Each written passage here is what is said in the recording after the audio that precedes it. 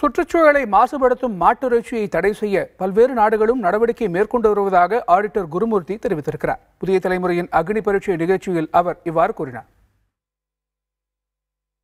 உணவு என்பது தனிநபர்களோட விருப்பம். நான் என்ன உண்பது உண்ண வேண்டும் என்பது உலகம் பூரா அந்த ட்ரெண்ட் இருக்கு. உலகம் பூரா பசுமாமிசம் உண்பதை குறைக்க வேண்டும் என்பது எல்லா அரசாங்கமும் நினைக்கிறாங்க. அமெரிக்காவில் நினைக்கிறாங்க, ஸ்பெயினில் நினைக்கிறாங்க, யூரோப்பியன் யூனியன் நினைக்குது.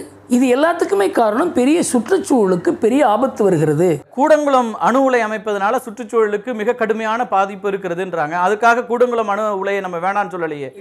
அப்படியான திட்டங்களை கொண்டு வரோம், மேல மேல திட்டங்களை கொண்டு வரோம், நாட்டினுடைய முன்னேற்றம்னு சொல்றோம். ஆனா தனிநபர்களுடைய உணவின் மூலமாக இந்த சுற்றுச்சூழல் பாதிப்பு அப்படிங்கிறது ஏற்க முடியுமா?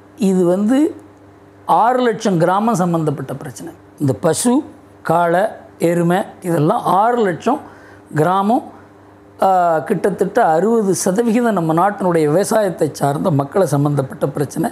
கூடங்குளங்கிறது ஒரு பர்டிகுலர் இடத்தை பற்றிய பிரச்சனை. கூடங்குளம் மட்டுமே இல்லை, இன்னைக்கு ஒரு ஏர் கண்டிஷனர் பயன்படுத்துறது மூலமா ஓசோன்ல ஓட்ட வருதுன்றாங்க. ஏர் கண்டிஷன் நம்ம பேன் பண்ணிட முடியுமா? அதுக்காக அதிகம் வரி போடுறாங்க. ஒன்று நிறுத்தணும் அப்படின்னாக்க அதை எப்படி தடுப்பதுங்கிறதுக்கு பல முறைகள் இருக்கின்றன. ஒன்று வரியை உயர்த்துறாங்க. அதை எதையுமே தடுக்க முடியாது, ஆனால் அதற்கு உண்டான தடைகளை ஏற்படுத்தலாம்.